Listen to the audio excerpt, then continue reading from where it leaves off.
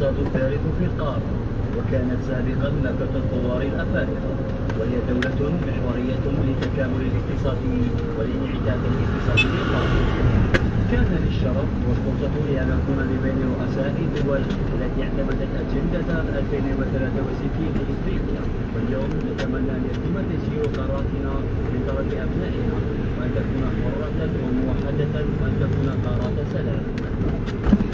وفي كلمته بصفته رئيس المجلس الاستشاري لمعرض التجارة البينية الأفريقية، أعرب أوليسيغون أوباسانجو عن امتنانه لرئيس الجمهورية عبد المجيد تبون على تعاونه في تنظيم المعرض، مضيفا أن هذا المعرض يعد رمزا للنهضة الاقتصادية الأفريقية.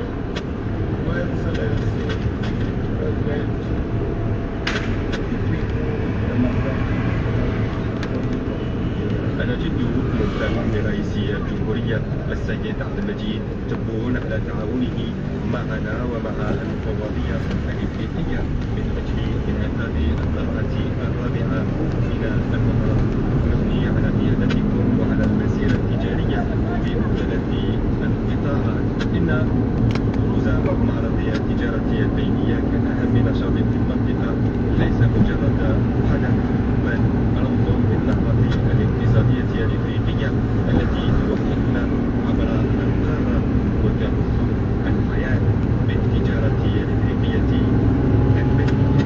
هذا المعرض ورحلة عبر قارتنا وإفريقيا تمضي قدما بجهود الدول التي تشارك في معرض التجارة البينية الإفريقية هنا في الجزائر، الذي ظل يتنقل بين بلداننا ويكون إرثا الكريم ويولد فيه النفس الجديدة.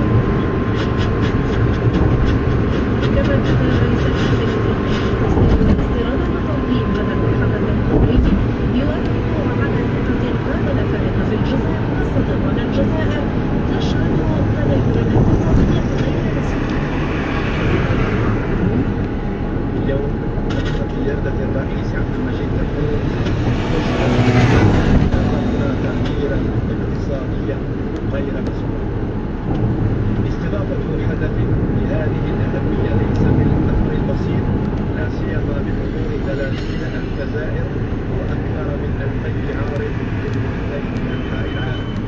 أشكر رؤساء الدول والحكومات الإفريقية الذين انضموا إلينا اليوم، ما يعكس ثقة القادة الأفارقة في الجزائر وثقتهم في الجمهورية الإفريقية، ما سيعزز التجارة الإفريقية.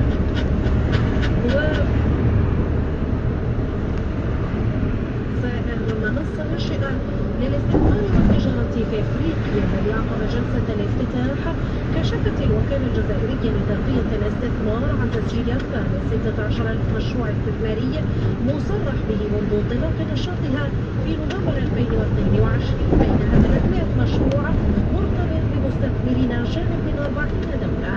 هذا وأكد المشاركون في منتدى الاستثمار والتجارة الموسوم ليوم الجزائر على ضرورة بحث مجالات تعزيز الشراكة في جنوب ضمن إطار منظمة الزكاف. نذير مساوي في المتابعة. منتدى الاستثمار والتجارة الموسوم اليوم في الجزائر تطرق من خلاله المشاركون إلى تعزيز الشراكة في جنوب بإطار منظمة استشارة الصور الإفريقية زكاف. ليلى مختاري مديرة متابعة الاتفاقيات التجارية الدولية والتعاون في وزارة التجارة الخارجية والتنمية الصادرات. من سنة التوحيد نعلم أن كان الاقتصاد في دول الوطن كبيرة، كان المتعامل الاقتصادي الجزائري أو الإفريقي يستوردها خارج القارة الإفريقية، لكن اليوم بدأت التجارة الحرة القارية الإفريقية سيتمكن المتعامل الاقتصادي، يعني كان جزائري أو إفريقي، استعمال هذه الموارد من أجل تصنيع مواده وإعادة تسويقها في السوق الإفريقية كذلك أسواق العالم.